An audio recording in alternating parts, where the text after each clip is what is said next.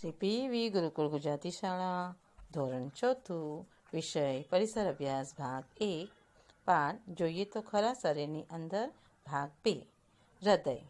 હૃદય એ આપણા શરીરમાં રહેલા લોહીને આખા શરીરમાં પહોંચાડવાનું કાર્ય હૃદય કરે છે.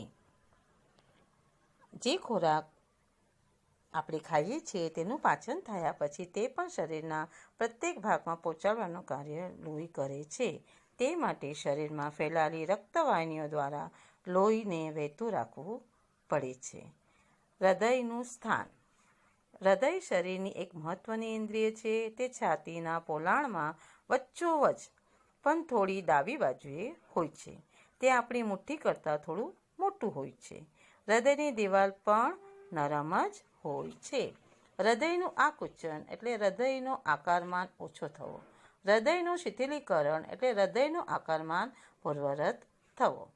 એના માટે એક પ્રયોગ આપ્યો છે. એક નરમ પ્લાસ્ટિકમાંથી બનાવેલી પાણીની એક બાટલી લો. નકામી બોલપેનની એક રિફિલ લો. પ્લાસ્ટિકની બાટલીના ઢાંકણાની વચ્ચોવચ નાનકડું કાણું પાડો. હવે પ્લાસ્ટિકની બાટલી પાણીથી ભરો. બાટલીને ઘટ બેસાડી રિફિલવાળું ઢાંકણું બરાબર બંધ કરો. રિફિલનો વધારે ભાગ બાટલીની અંદર રહે અને ફક્ત નાનો છેડો બહાર રહે તેની કાળજી લો. હવે બંને હાથે બાટલી ઊભી પકડો. હલકા હાથે દાબો. બાટલી ફરીથી ઢીલી છોડો. આવી રીતે 3 વખત કરો. આમ કરતાં તમને શું જોવા મળશે? બાટલી ઉપર દબાણ આપવાથી રિફિલમાંથી પાણી જોશપૂર્વક બહાર નીકળે છે. દબાણ ઓછું કરવાથી પાણી બહાર નીકળવાનું બંધ થાય છે. આ ઉપરથી સમજાય છે કે બંધિયાર જગ્યામાં પ્રવાહી પદાર્થ ઉપર દબાણ આપીએ તો જ્યાંથી જગ્યા મળે ત્યાંથી પ્રવાહી પદાર્થ જોશપૂર્વક બહાર નીકળે છે. તમારી હથેળી છાતીના મધ્ય ભાગે પણ થોડી ડાબી તરફ મૂકો. તમને હૃદયના ધબકારા સંભળાશે. હૃદયનું આકુંચન અને શિથિલીકરણ અટક્યા વગર સતત વારાફરતી ચાલુ જ હોય છે. હૃદય આકુંચન પામે કે હૃદયનું લોહી રક્તવાહિનીઓમાં ધકેલાય છે. પછીના દરેક આકુંચનના સમયે તે આગળ ધકેલાતું જાય છે. હૃદયના પ્રત્યેક આકુંચનને હૃદયનો ધબકારો કહે છે. આપણી હથેળી જો છાતી ઉપર મધ્ય ભાગમાં પરંતુ તેની ડાબી બાજુએ મૂકીએ તો હૃદયના ધબકારા અનુભવી શકાય છે.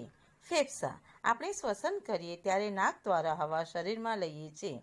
તે જે ઇન્દ્રિય મારફત શરીરને આપવામાં આવે છે તેને ફેફસાં કહેવાય છે. આપણને 2 ફેફસાં હોય છે. તે છાતીના પોલાણમાં હોય છે. તેમાંનું એક જમણી બાજુએ અને બીજું ડાબી બાજુએ હોય છે.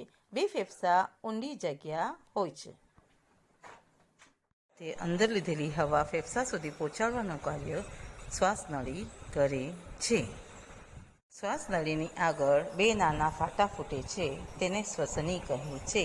હૃદય અને ફેફસાના કાર્યો એકબીજા પર અવલંબિત હોય છે. આ બંને ઇન્દ્રિયો મહત્વની છે. તે છાતીના પોલાણમાં પાંસળીઓના પિંજરામાં હોય છે માટે સુરક્ષિત હોય છે. મગજ.